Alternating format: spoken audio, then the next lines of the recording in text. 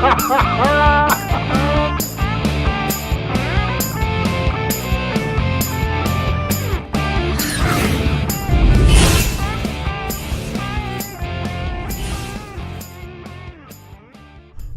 whoever you are, wherever you are, whatever you're doing and whoever you're lucky enough to be doing it to, I'm Bushgrom.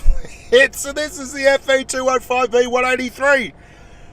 Put your hands up if you spent 16 million credits on this freaking thing. I've bought it, sold it, bought it, sold it, bought it.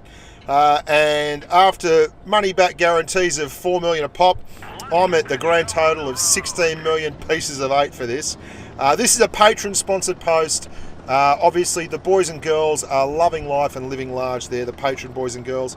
There's going to be another official sponsors video going up behind the wall on bushgromblitz.com. The Dead Rail map review is the only one up there at the moment. There's going to be another one going up very, very shortly. Now, what is it that people love about this tank? Well, they love the derp. They love the massive, massive derp. And I hated the tank originally because the derp was non-existent. You would run this tank, it would do next to nothing for you. The gun handling was absolutely abysmal. The powers that be at Wargaming in patch 2.4 changed that, and they nutted the aim time down from 3.4 seconds to 3 seconds flat, which is a better than 10% change.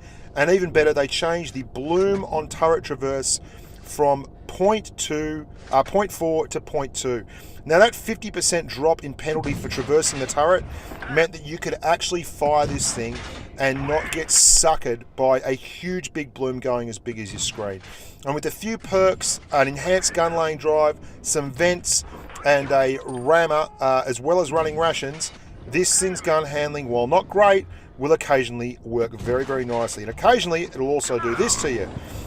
You'll see here I'm about to look at what is an enormous easy target with just about a full bloom, and it's going to go 20 feet above it. That's just how it goes. It's that kind of gun.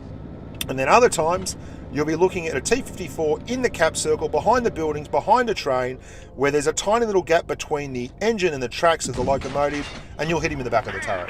The gun is so troll it hurts, but it is fantastic, it's fun, it does enormous amounts of damage, and if you set it up and let the tanks drive into the reticle, boy oh boy will they feel the pain. Boom, boom, boom. Yeah, what else can I say? The tank is a great giggle. Let's talk a little bit about that alpha. 930 is your average alpha on AP rounds. Now, your AP rounds also have a fantastic amount of penetration, 310 millimeters of pen.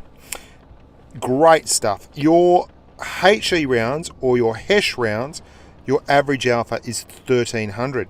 But even on your premium ammunition, which is the HESH, the maximum amount of penetration you're going to do is 220. There's a few keys to this tank. And look, I'm not going to preach it because I'm not the best driver of this tank at all.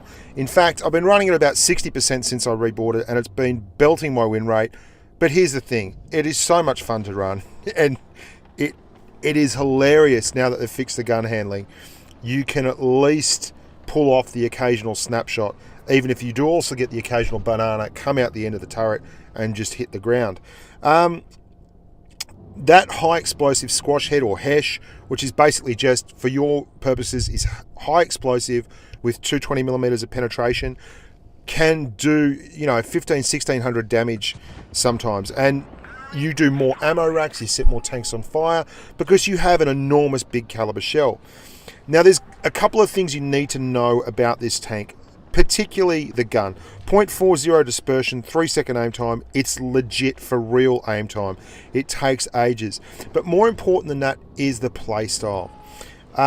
It may take some getting used to for you guys, particularly those of you who are a little bit mad dash YOLO, because you really have to stay alive and set shots up. You only get 2.7 rounds a minute. If you can hit twice with an AP shell, you're going to average about 2,000 damage. If you can hit twice with a HESH shell, you're going to average 2,600 damage.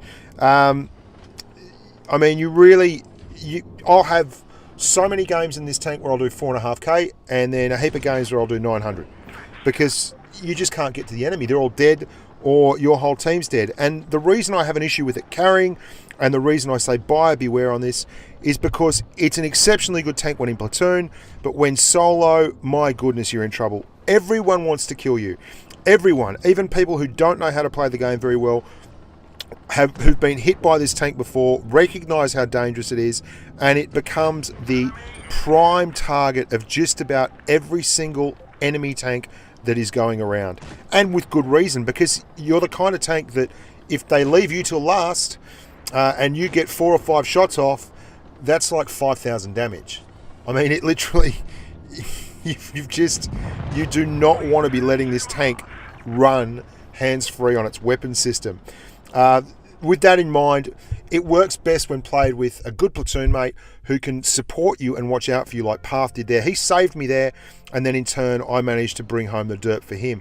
And you'll see here there's a couple of times people just YOLO at you as well. I'm with Aegon here, he's in an IS-7, and that's one lovely thing about playing this tank at Tier X.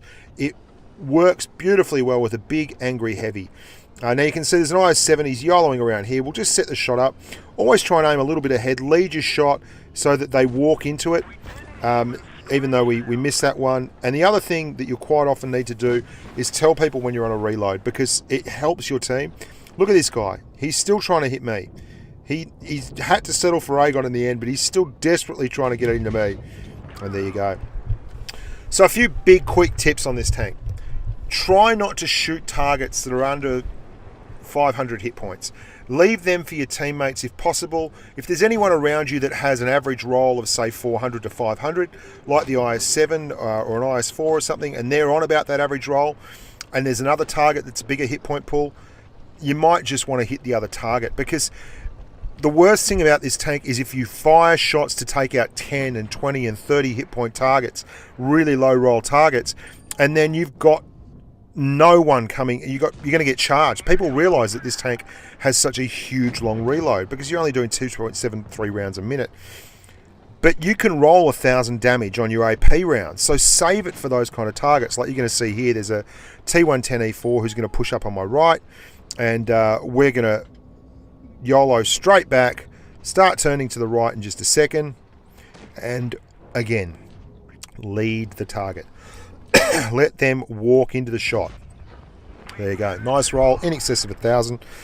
That's a high roll for AP, but it's not the highest. In fact, the best thing about this tank is if you're working platoon with someone else and you both focus fire a target, your average double tap with an IS-7 and this is going to be around 1,500 damage on an AP round, or 1,400 to 1,500, which means that if you can both get shots on the same target at the same time, like Aegon and I are doing here, you can clear the deck really, really quickly. And it is an agile tank. It's 34 kilometers an hour top speed and 32 degrees of track traverse. It also has 16 degrees of turret traverse. You're going to see I'm using Hesh here, right near that open slot on the side of the Object 268's gun.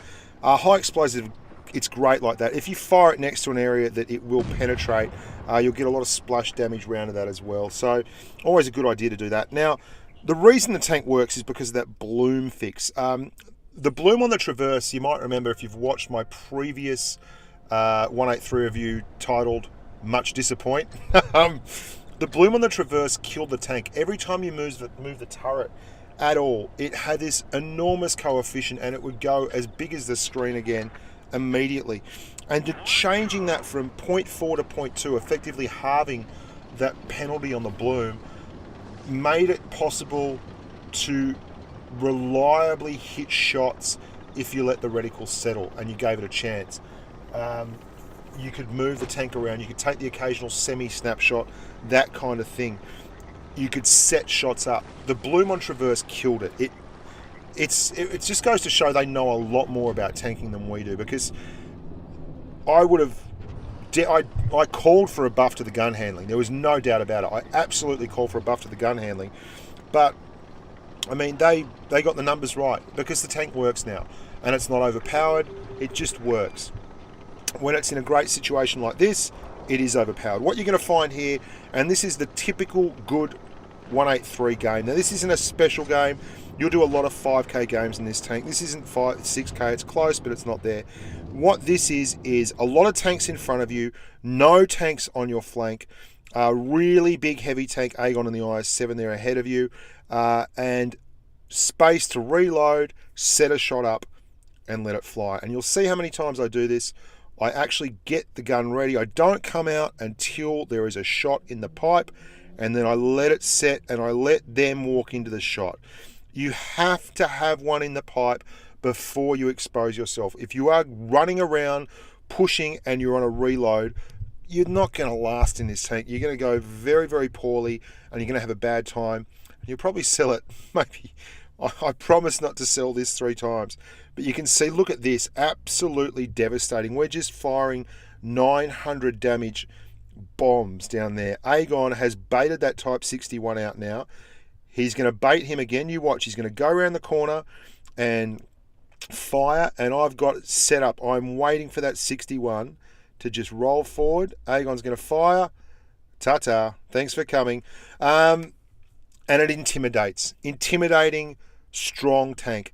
Now, look, it's not the best win rate tank. I play much better in mediums than I do in heavies and TDs for the most part, although there are certainly exceptions to that rule for me.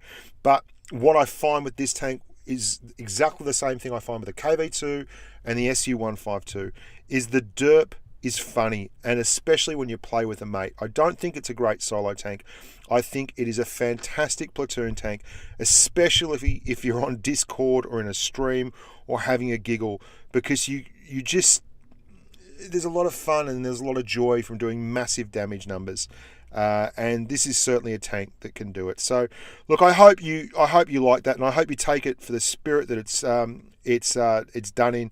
I really worked hard to get the credits to buy this tank back, and I wanted to give it another shot because so many people wanted to know about it and they wanted to get an idea on driving it. So make sure that you've always got people in front of you, you're watching your flanks, you never come out until there's a reload on, and you're ready to actually let one fly, and you're always aware that the gun will occasionally try you, and it's just going to throw stuff out there because it's 0.40 and a 3-second aim time.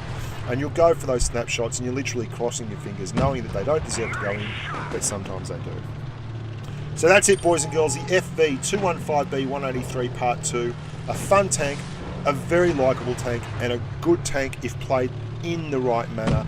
Not what I would call a carry monster, but certainly what I would call a barrel of laughs. And if you're looking for an easy way to get together with your mates and do some dirt, then the 183, you can't really go past it. The gun buff made the tank.